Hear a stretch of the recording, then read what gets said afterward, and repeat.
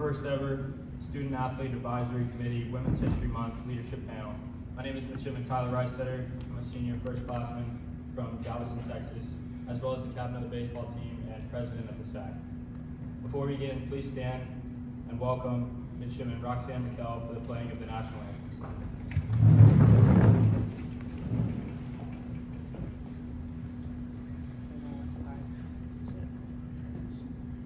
Face the music.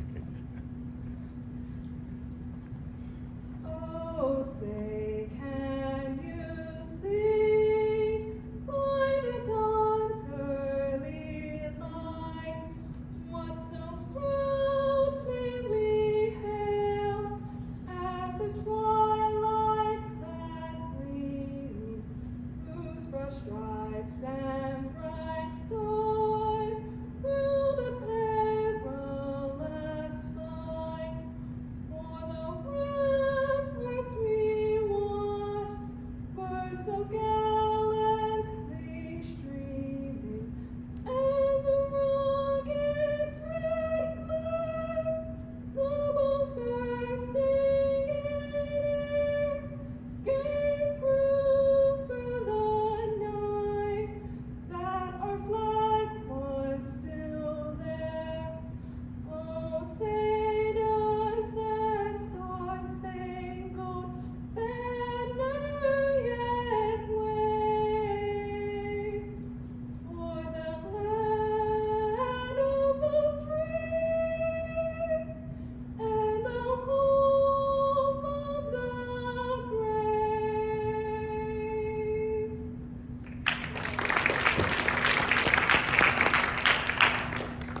Thank you. Please be seated. I would like to thank the entire SAC committee for their commitment to this event, especially for our faculty advisor, Lou Bernardi, for making this idea a reality. Please welcome to the podium senior football player from Pensacola, Florida, and SAC Vice President Alex Goodwin.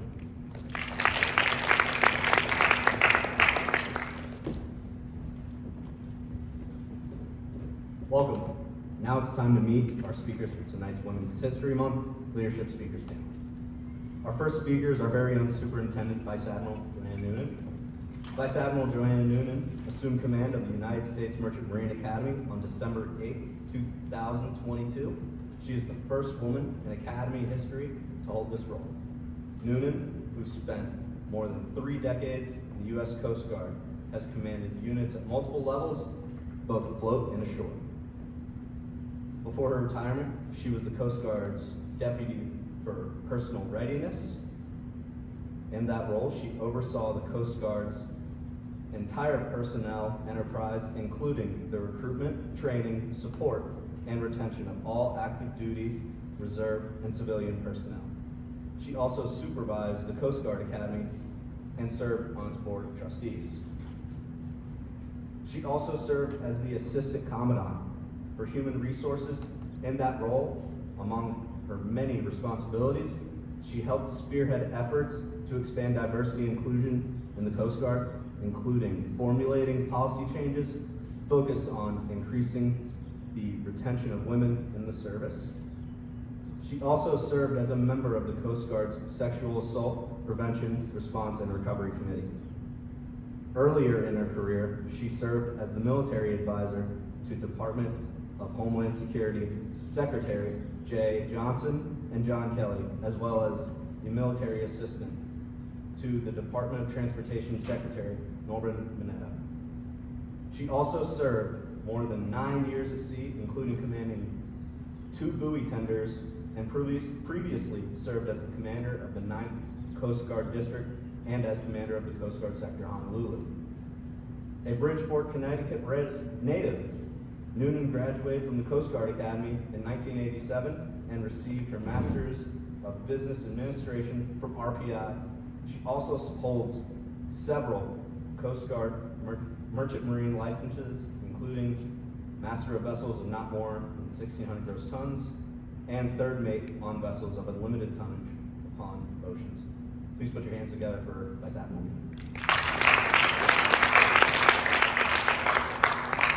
Please welcome to the stage senior women's volleyball player, Amy Jones.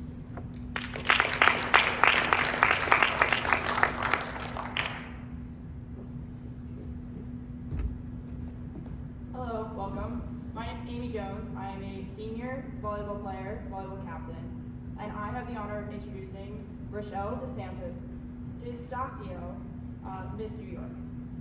Born in Palo Alto, California, and raised in Nashville, Tennessee, Rochelle's story began when she enrolled in creative dance classes with Nashville Ballet at the age of 8 and making her professional debut performing the lead role of Clara in Nashville Ballet's Nutcracker at the age of 13. This firmly solidified how strong her passion was for dance and performance on stage. At the age of 14, Rochelle possessed such evident talent that she was offered a paid traineeship with Nashville Ballet under a 6-year contract. Rochelle had a different dream in mind though, turning down the offer in favor of pursuing training in New York and, all going well, finding a place in one of her favorite major ballet companies. The leap of faith paid off, and Rochelle was accepted into all 5 of the prestigious schools she auditioned for, which meant uprooting her and her mother's lives in Nashville and making the 800-mile move to New York City. Within 2 years, and before she even graduated high school, Rochelle was accepted to the American Ballet Theater's Jacqueline Kennedy Onassis School on full scholarship, followed by ATB Studio Company, and eventually performing with ATB professionally. While still dancing, Rochelle made her international television debut as the principal hero ballerina in a Samsung commercial directed by Mark Romanek. She was also featured in Paris Vogue with Anya Rubik and photographed by Mario Sorrenti. Other highlights for Rochelle during her dance career include Under Armour campaigns, Savage by Fenty Back to School shoot, and gracing the cover of major dance magazines. Rochelle's second television appearance was a featured model in Randy Fanoli's Say Yes to the Dress on the TLC network. What makes all of Rochelle's accomplishments even more impressive is that since the age of 4 years old, she was fighting a secret battle. As a survivor of sexual assault, Rochelle's charitable work with the RAIN organization is near and dear to her heart.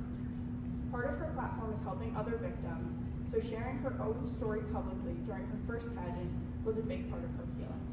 Women everywhere should know that their past does not affect their self-worth or who they are. Quote, it's not letting past challenges define you, she told the New York Post in a recent interview after taking home the Miss New York crown. I believe that my story brings hope for other people. It's not just about me anymore. It's about sharing and being vulnerable so people don't feel alone. I would like to introduce Jade Winters. She will be presenting on the next panelist.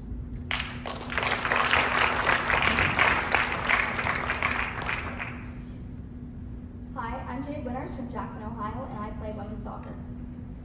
Please allow me to introduce our final speaker to the stage, NYPD Chief Martine Matarazzo. Chief Martine N. Matarazzo is currently assigned as a Chief of Housing in the New York City Police Department.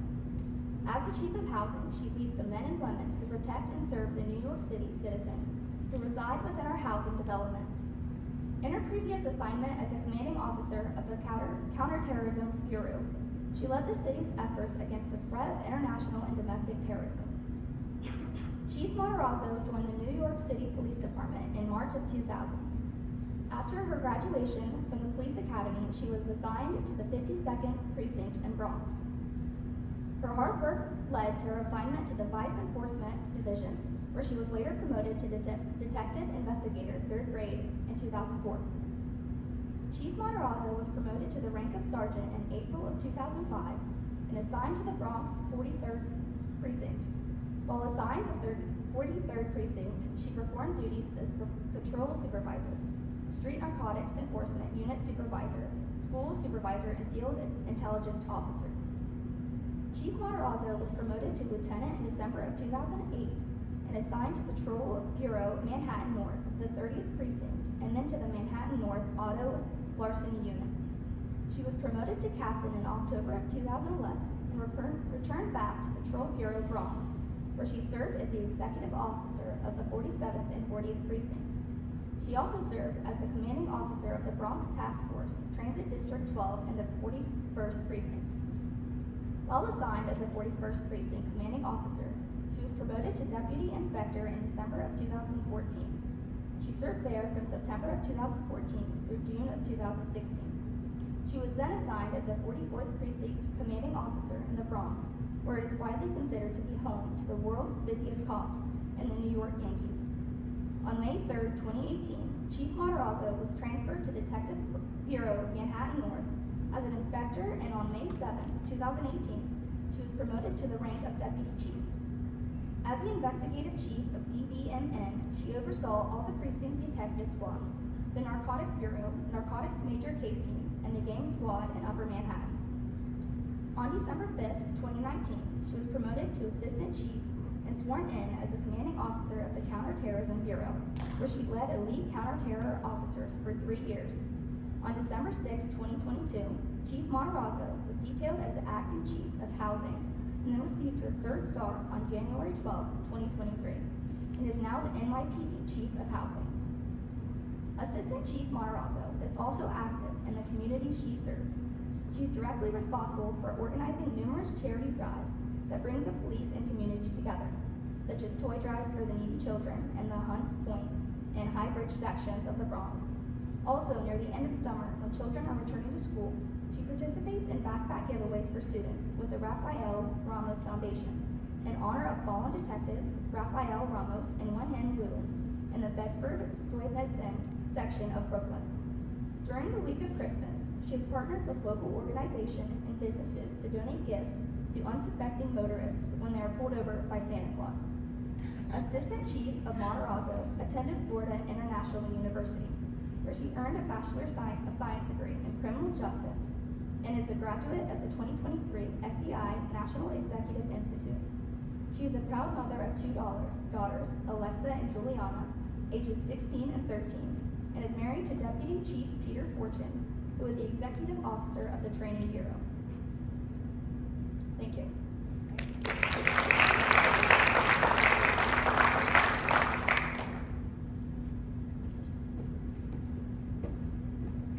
Welcome and thank you, Admiral, Chief, and Miss New York. You will now hear questions from several of the midshipmen, starting with Midshipman Alex Bourne.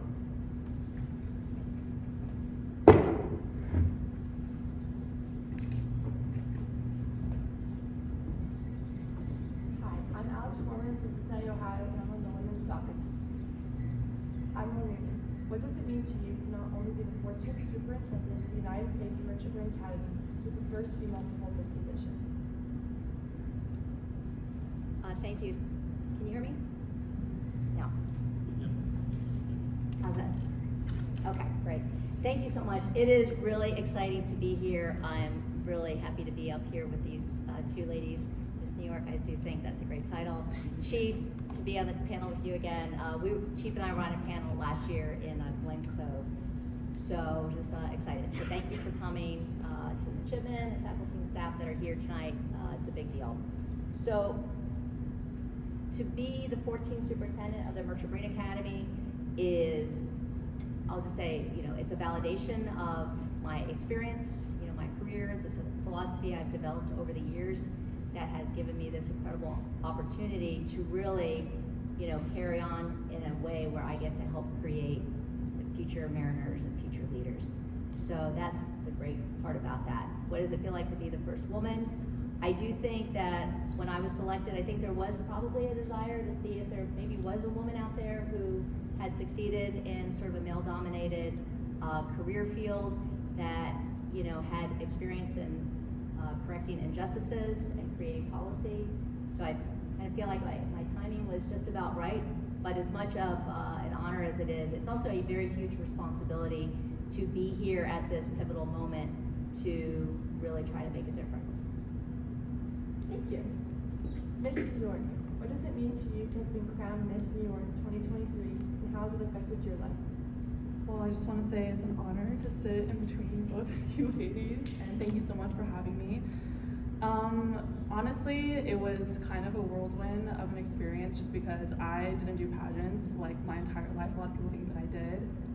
So this was actually my 3rd year that I competed for Miss New York USA. It was the first competition I ever did in pageantry, and it told me New York was like the hardest state to win, and it was like impossible to win in like your first, second, or third try. And I was like, all right, bet. Well, let me just try and compete, and I did for my 3rd year, and I won. And it's impacted me so much by being able to share my story and what I had struggled with when I was a young girl, and being able to share not only my story, but my mom's story of surviving sexual assault, and the way that it really opened up a lot of other people to express their story to me, and it was my first time actually discussing that publicly with the New York Post after I won, and a lot of people were really surprised and never thought something like that would have happened to me, and it has just brought so much joy in life that I've been able to spread, you know, more awareness with sexual assault and just bring it into conversation.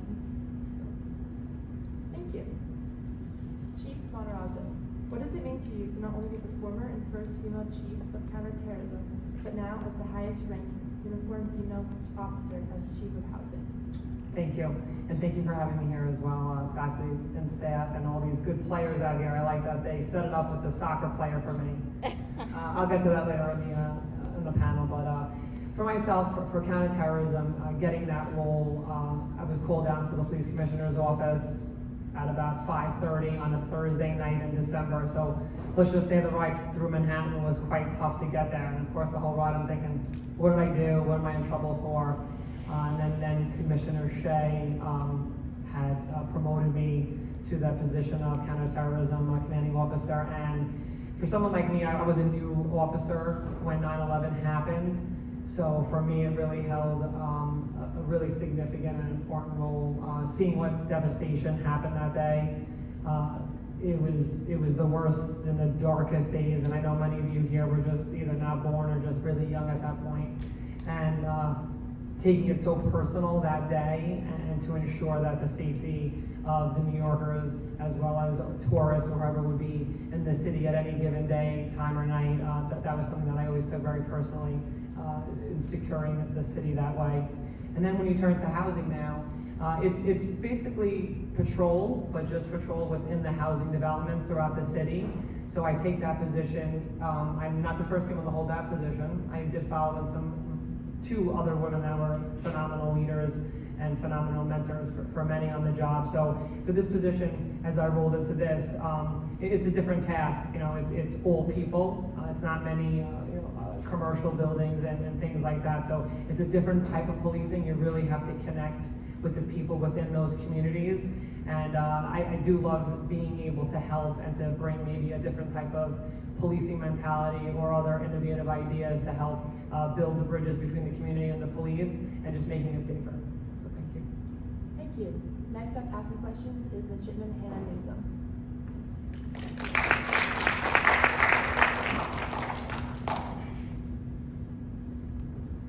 Good afternoon. My name is Midshipman Hannah Newsom, first class, and I'm a senior on the women's soccer team. The first question I have tonight is for Vice Admiral Noonan, and the question is, in your opinion, what is the key to being an effective leader? The key to being an effective leader, in part, is really to figure out how to communicate, how to build relationships, how to empower people to perform a mission. I think people need to feel that you care about them. So those are some of the things that I feel are the most important. Thank you, ma'am. My next question is for Miss New York, and it's going to be the same question. What do you believe is the key to being an effective leader? I'd say being true to yourself and just being really honest, coming from a genuine place is really important, and being able to connect with the people around you and building just strong relationships. And I think that's something that's taught me being Miss New York, is just being also relatable with other people around you, and that we're not that much different. And I think that's just very important in becoming an effective leader. Thank you. And Chief, what do you believe is the key to being an effective leader? So from day one, when I became a supervisor as a young sergeant, my biggest thing was leading from the front. I'm never going to ask anybody that works for me to do anything that I wouldn't do or have done in the past. And if I'm going to take out my team or my squad, I'm going to be probably the first one through the door. So I think that's important, that they see you first and foremost out there, and they know that you got their back. That's like a big thing I feel that the officers want to see from us. No matter what supervisory rank you hold, they want to know that you're out there with them and you have their back.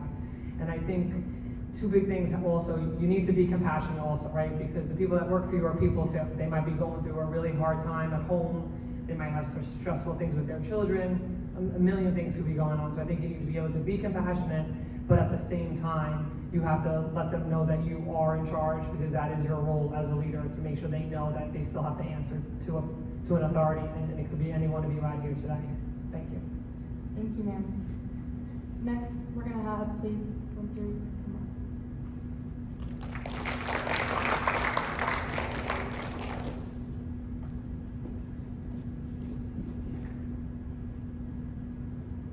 I have a question for all of you. We'll start with Admiral Noonan.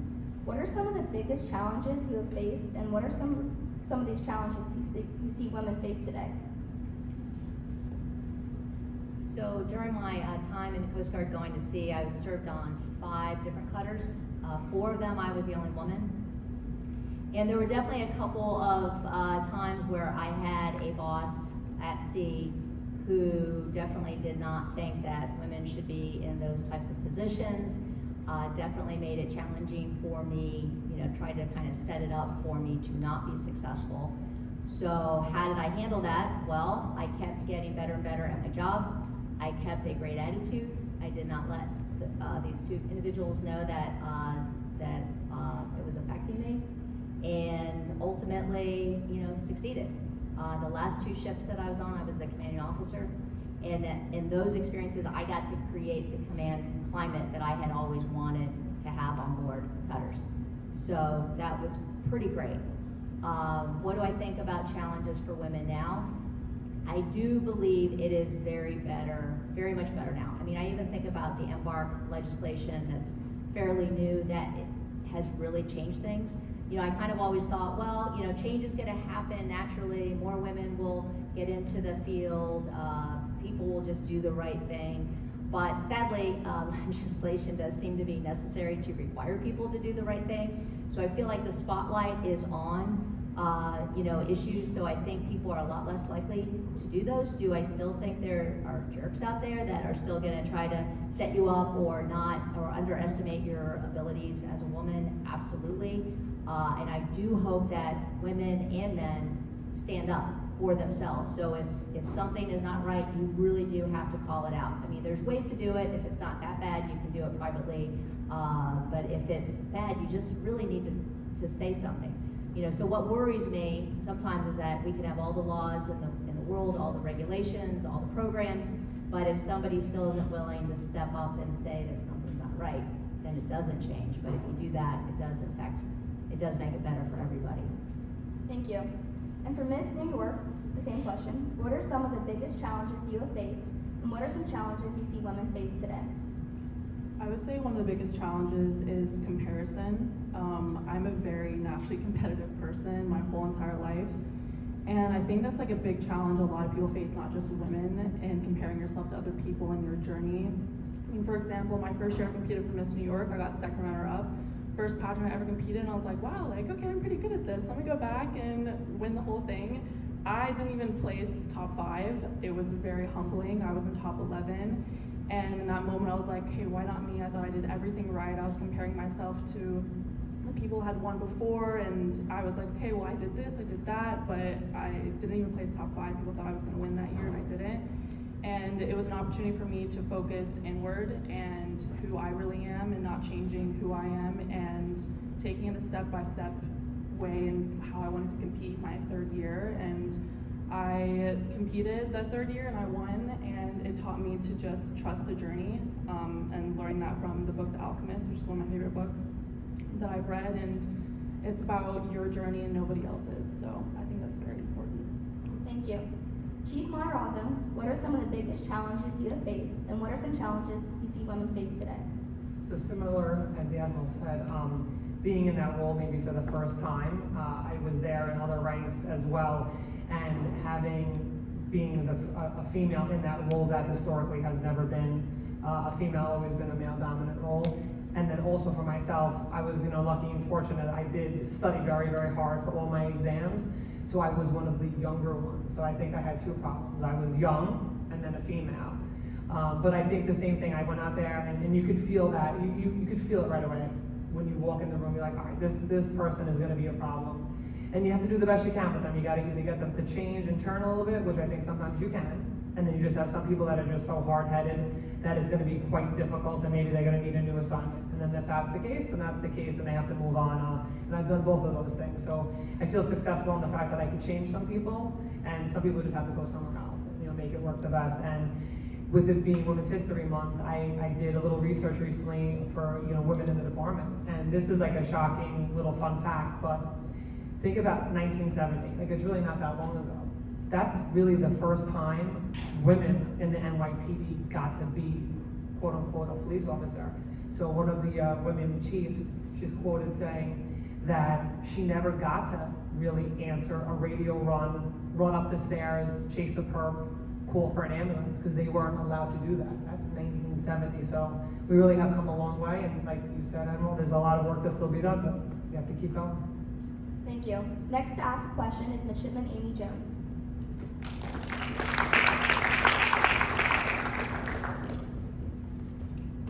To start you with Admiral Noonan, who has influenced your career the most, and who do you consider to be your role model? The answer to that question actually was listed in my bio. Secretary Norman Y. Mineta, who was my boss when I was a military assistant to him when he was the DOT secretary. And you'll have to really look him up because he's an incredible American hero. But I'll just say what I learned from him is how to treat people, how to pick the right people around you who not only know their craft or their transportation mode, but who are really nice people, and that,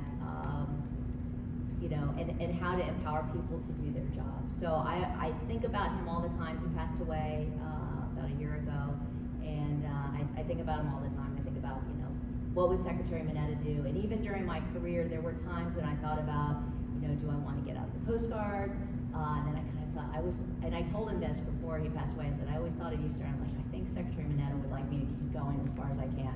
And so he did know that I was applying for this job, and he was so super excited. So he was really my role model and my inspiration. Thank you. Miss New York, same question. Who has influenced your career the most, and who do you consider to be your role model? I would say Kobe Bryant. He is a huge inspiration for me. His mantra is called Mamba Mentality. I don't know if you guys are familiar with the mantra, but basically means just to be the best version of yourself and to just really just encourage to inspire other people to be their best selves and trying to do it for other people down the line. And I've implemented that in my daily life and everything that I do. If it's something that's very minuscule or something that's really big, and staying true to yourself is really important, and to not lose sight of why you're doing something in the first place, and to just love what you do because life is too short. Thank you. Chief Matarazzo, same question. Who has influenced your career the most, and who do you consider to be your role model? So probably one person is both. That would be my father. He's a retired New York City police officer as well, and since my days in high school, my brother actually teaches at our old high school, and the teachers there say, wow, your sister Martine, she really did that. She always said it back then. So watching my father and him going to the precincts for either community events or some sort of toy giveaway and things like that, I really, from the moment I saw that, I'm like, this is what I want to do. He was surrounded by great men and women, and when I came on the job and I just saw from the other side now how well respected he was, but he was also very stern, he was empathetic, he was knowledgeable, and so many people looking up to him. That's what I've always emulated my career to be just like him. Thank you. I would like to invite Midshipman Alex Goodwin up here for the next round of questions.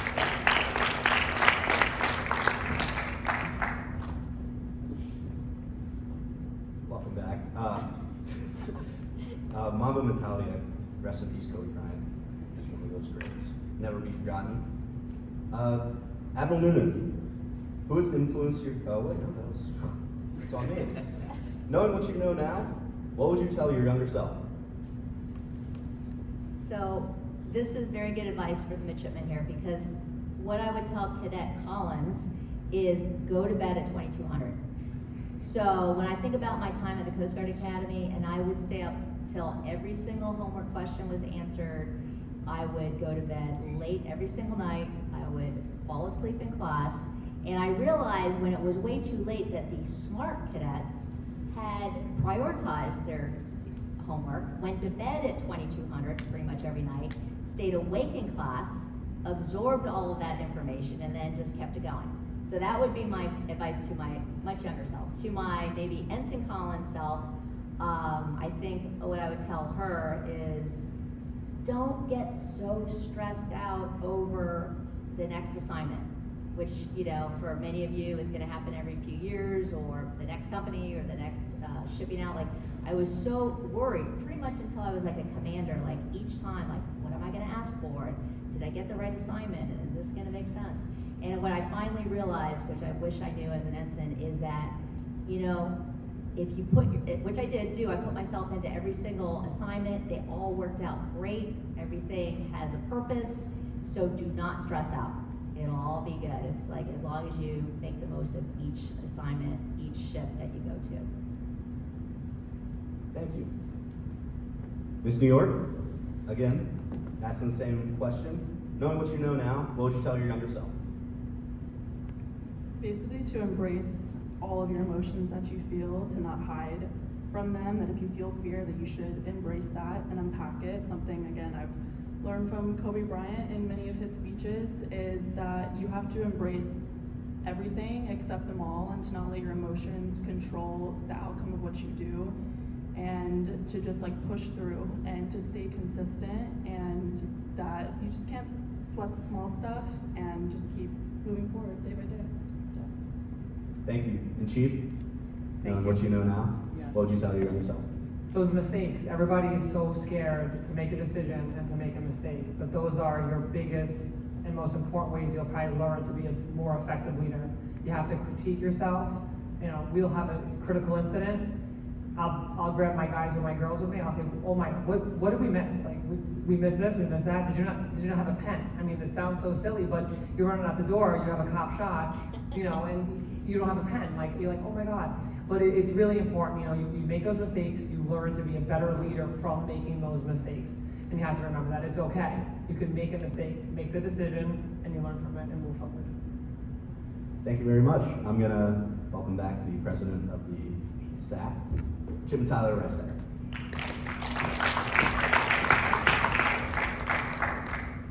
Before we open up to some questions from the audience, can we please put our hands together for our speakers and their terrific answers?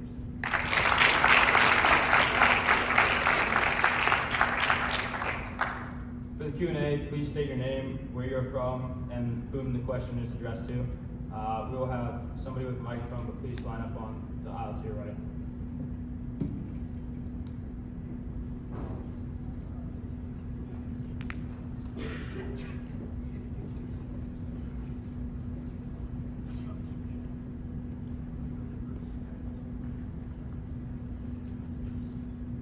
Admiral Noonan, this question is for you. First of all, thank you guys for coming and speaking tonight. My name is Jackson Shroud, first class midshipman from California. And my question for you, Admiral Noonan, is for somebody, for a young officer that's going to step into a male-dominated industry sailing after graduation, you know, what are some things you can do as someone that feels the need to advocate for women empowerment in a male-dominated industry? You know, what are some things you can do as a male going into this industry where, you know, you feel the need to promote women empowerment, but maybe you don't feel comfortable as the third mate, you know, promoting these things to a captain that maybe doesn't see things the way you do? What advice would you give to somebody that feels the desire to do that? Well, Jackson, I love that you asked that question, so thank you. And that's our regimental commander and the captain of the football team. He's very modest.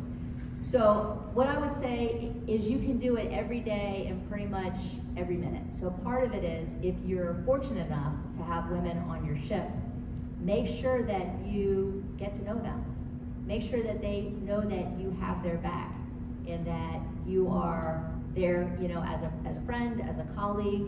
I think sometimes the best thing that you can do for a woman is when she's not in the room, because we're not there. You know, if people are having a conversation on the bridge, it's inappropriate, in the engine room, in the cruise lounge.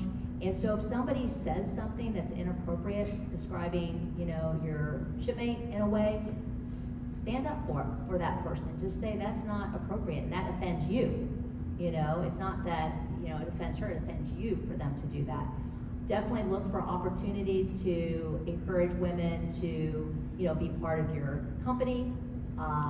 You know, basically sponsor them, advocate for them to be there. You know, I'll just tell you, like, I've even heard the Commandant of the Coast Guard say this early on when she became the Commandant. You know, this was just a year or two ago, where she was still, before she became the Commandant, she would still sometimes be at a table where she would say something and nobody really reacted, and then her male colleague would say the same exact idea, and everybody's like, oh, that is the greatest idea ever. So you can help those types of things not happen. If somebody has a good idea, say, oh, I really like her idea, you know, we should try that. So, you know, being very like in tune with, I'll just say, some of these subtleties that just become kind of like microaggressions, or people don't even know that they're doing it, and you can be kind of aware of that. And if you see somebody that is struggling or, you know, having problems, that may not feel like they have somebody they can trust or talk to be that person. Thank you, ma'am. Yeah, thank you again, all of you, for coming. I'm Jonathan Mordo, first class midshipman from West Branch, Iowa. Chief, this question's for you. You said you liked to lead from the front. That was one of your biggest pieces of advice. But you said also to learn from your mistakes. How do you stay an effective leader while you're leading from the front and also making those mistakes, especially as like a younger leader when you maybe don't have that respect yet? Thank you.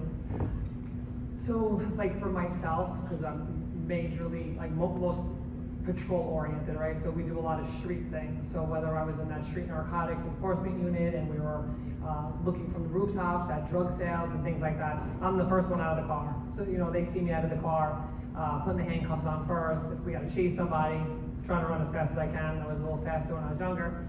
But the things like that, the guys and the girls, they see it right away, and they know it, and they talk, and I'm going to say very similar to here. You know, you'll hear a story, that was a great arrest, they chased somebody up the stairs, down the stairs, they put over a foot pursuit, calls for aviation, you know, you name it. So I think for that, and I've been the first person, oh my God, chasing someone through the doorway, actually my lieutenant who's over there, all of a sudden when you see on the floor, my cop's radio, that's it. I'm like, how did I let this happen? We have to call over obviously for more units and stuff, we find him, thank God he's safe, and I say to him, I let you go out, you didn't even have your radio holster, so you just clipped it on. That's on me now, right? So I admit that, I made that mistake, because it's my job to tell you, right? I don't have to be the cool sergeant, oh, she lets us do whatever she wants. No, because what did that get you? It got 3 minutes that I was basically running around like a chicken without my hat and calling for extra units just because you didn't have the right equipment. So I think that's important too, that they see that, you take, you know, you acknowledge that you made a mistake and that you weren't the best leader at that moment, but you're going to correct it and move forward. Thank you. Hello everyone, my name is Braden Parsons, I'm from Colorado. Oh, and I'm a plebe. Miss New York, this question's for you. So you talked about being an effective leader, and one trait of that is being true to yourself, and I can't agree more, authenticity is super important. So as a leader, how would you encourage others to stay true to themselves? I think a big part is knowing who you are. I think being able to stay true to yourself is knowing how you can, you know, relate to other people and connect with other people. And also, I think a big part of that is to be vulnerable. I think that's something that people are very afraid to do. And I think when you can express your vulnerability, people can connect with that. And a part of that is staying true to who you are. And, you know, and knowing that we are all very, very similar, even though we all come from different aspects of life and we've all gone through very different challenges, but that doesn't mean we can't all relate in different ways and all come together. And I think that's very important to be able to, you know, look inward and know how you feel about yourself and what you have to offer, and to be able to, you know, express that to other people. And it's okay to be vulnerable. Vulnerable shows strength. So, thank you. Thank you. Hope you all don't mind. I'm just going to hijack a moment to ask a question here. Michael Hagan, I work here at Kings Point. So one of the questions I had as I was thinking, listening to you all, for each of you, as you've been here on the stage listening to each other's stories and learning about each other, what questions might you have of each other? on the spot. One thing I was thinking about sitting next to Miss New York, not so much your beauty pageant, but your ballet career. So some people know this, that my original career goal was to be a ballerina. And when I was like a sophomore in high school, my ballet teacher sat down with me and she gave me the whole long list of why I was not going to become a prima ballerina. Maybe I could be a modern dancer. And sitting next to you, I realized like why that advice was. I mean, oh my gosh. So anyhow, it's funny how things work out, but I'm like very impressed by you and that you've had that incredible ballet career and has taken it to new levels. So. From working with the Admiral the last few times, I mean, every time we sit down, I learn something new, and it's just amazing because one of the first ones to do so many things, and then for me, listening to that, I'm overly impressed, and I wish I was half the leader that she is here before us. So I thank you for all that and all of your service, and I can tell it's been a tough road, and you know what? Good for you, and you're showing all these ladies out here that it could be done. It could be any one of them at any time. I think that's amazing. Well, thank you, Chief. I think we all know you are a badass. And I mean, we are not like kicking down doors and taking down bad guys and dropping our, where's your gun? I mean, those are amazing experiences. Those are like life and death experiences that you're having every day where you do not know what's behind that next door. So I'm in awe of you. So. Are there any more questions? Yeah.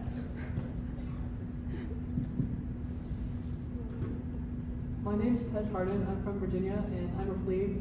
And a question just for anyone who wants to answer: how do you keep yourself motivated and like not forget your self-worth in such a male-dominated world, whether it be military, police, or even in beauty pageants and ballet? I'm sure you face like microaggressions and everything from male counterparts. So how do you keep yourself motivated in spite of those comments against your work? I'll go first. So I think that your support system is such an important part of your journey.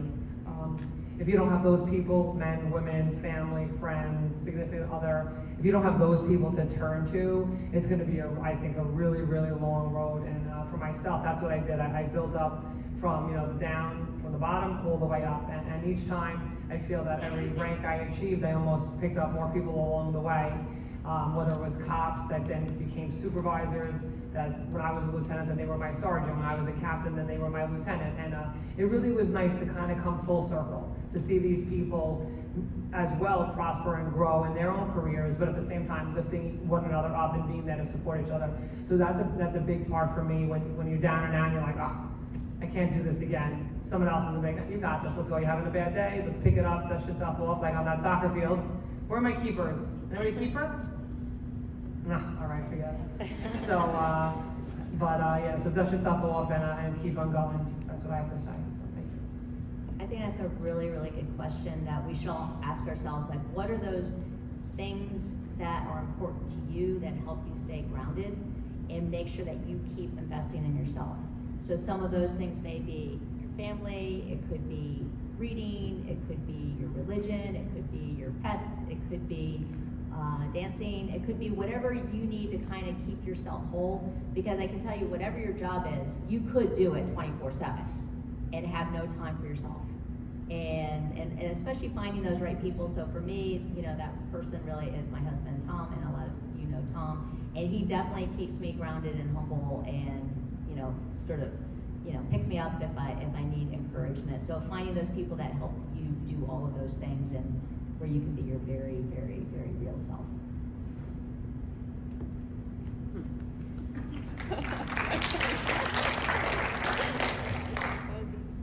Admiral, this one's for you. So you mentioned as the CEO of a cutter, you made the climate change or change to the culture that you wanted. Right. How do you go about making change or improving culture, especially in like a military setting?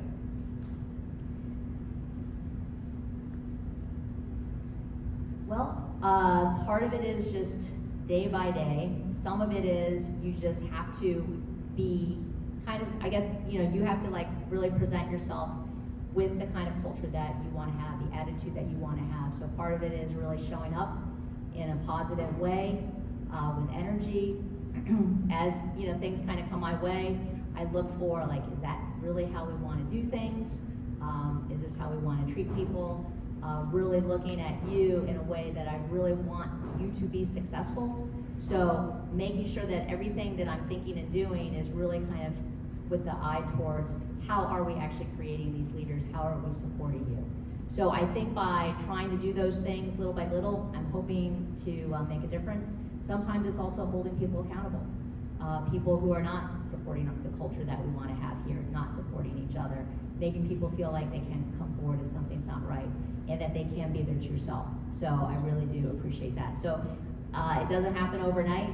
Sometimes it happens person by person, situation by situation, and especially when you're in a situation like we are here, some of the culture change is going to take a while. But I think sometimes you can make some changes right away by just the things that you do, where you spend your time, what's important to you hopefully becomes important to other people. Thank you.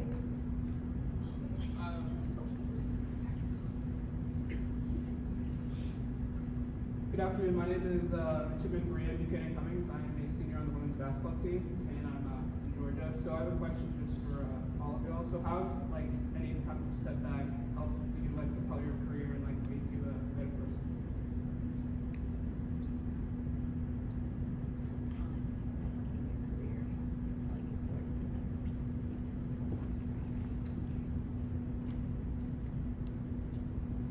I would go back to when I competed for my second year, and I really thought I was gonna win, and it humbled me, and I remember I almost wanted to just I wanted to run off stage and just cry, and I remember spending so much money on the gown that I wore, as well as okay, I'm gonna win, this is the dress, I'm gonna take the crown home, and it was definitely a huge shot to my ego. And I just remember my mom telling me that everything happens for a reason, and what's meant for you will always be for you, and we may not always understand why things happen to us the way that they do. And I think it's like when you know you have something in your heart, a dream in your heart, and you are meant to accomplish something, that you should never lose sight of that. You have this little flame inside of you, just keep going, just keep pushing forward, and it doesn't matter what anyone else around you says to you, it's what you believe in yourself which is most important, and just to never give up. And that really helped me be able to push and to compete one more year, and here we are.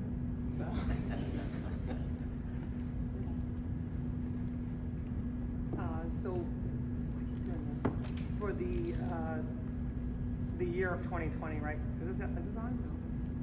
Maybe now? The year of 2020, was a very difficult year for the entire world, basically, between COVID and the riots, and I think the department, we learned so much from that. It was, like you said, 24/7. It was nonstop for months. People's emotions were high. They were inside their houses for so long, and that was a big setback for the department. We had a lot of work to do. Some issues were, brought to our attention that we had to really deal with from the front. Fix some policies that we had in place that were not the best. So I think as a whole, as a department, as a city, as a country, we really all learned together and moved forward. It's taken a really long time, but every day I think we keep working harder and working together, and then we're able to make strides in these issues that were brought to our attention, and we just have to keep working through it. But that was a very, very big setback for us as a department. One of the things I was thinking about is, when I went to my first ship, there were definitely people that were friends of mine who just had it, right off the bat. They were awesome deck watch officers, they were awesome boarding officers, they could moor the ship very well. And for me, it was not just automatic. It was not easy. In fact, I went to my first ship, that was for 2 years. I went to the Coast Guard Academy for a few years in the admissions office. I came back to sea as an ops boss, and I just kept working on it. So 2 more years as an ops boss. I did, boardings in the Caribbean. I just got better and better and better. And then the next time I was an executive officer of a ship for a couple years. So by the time I had command, I had a lot of seat time. I had more seat time than most of my peers because I just kept going back and learning my job and getting better and better at it. So you get to a certain point where you show up and you're the commanding officer, and it doesn't really matter if people don't think you should be there or not. If you're ready for the job and you're the captain and you get to set the tone and the climate and the accountability. So I think just never giving up and not just assuming because I wasn't natural at this that I shouldn't keep pursuing it.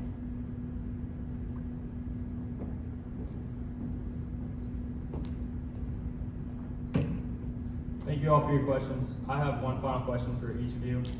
You are all very strong and independent women that have worked very hard in your respective fields. Just the final question would be, what are your goals and what is the next thing on your agenda that you are looking forward to achieve? Miss New York, sorry.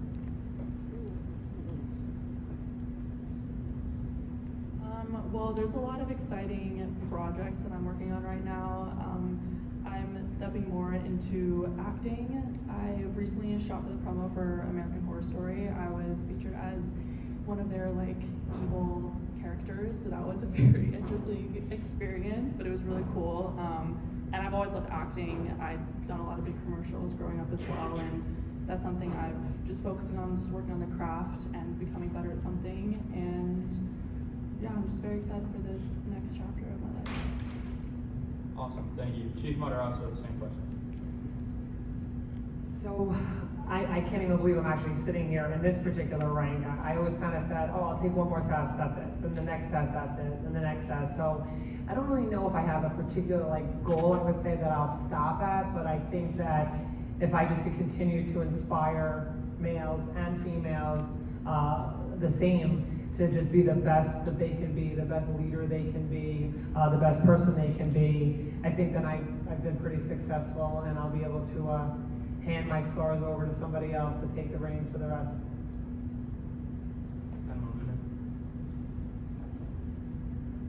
So I was last week I was at the Mass Maritime for the Women on the Water symposium that they had. And it was a really interesting introduction I got where this is someone that is the provost there, and she's someone I knew in the Coast Guard, and she's like, she had this 35-year career in the Coast Guard, and really, I could have retired then, right? But no, she wanted to do more, and I wanted to tell you, especially the midshipmen, I do not have any other career aspirations. I really, really want to make a difference here. Awesome, thank you.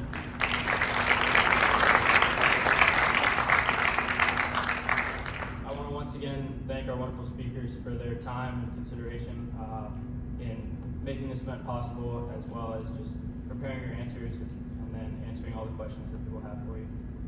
Thank you to Coach Bernardi for making this event possible.